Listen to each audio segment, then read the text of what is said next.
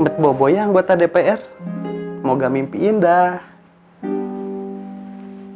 Udah pipis belum? Nanti ngompo lagi. Pipis Gi. Terus bersih-bersih. Udah berdoa? Berdoa dulu Gi. Tapi nggak usah deh. Nanti kamu nggak bisa bobo keingetan dosa.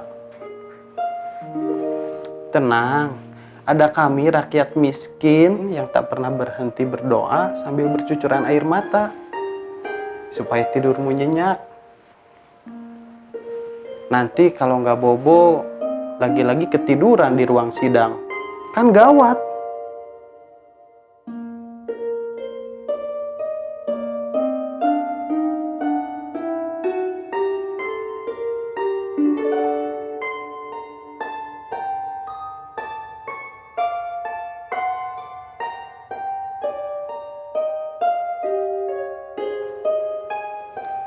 Bisa-bisa kita makan di warteg aja ngutang.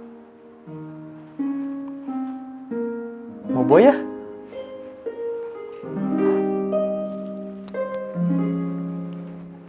Dadah.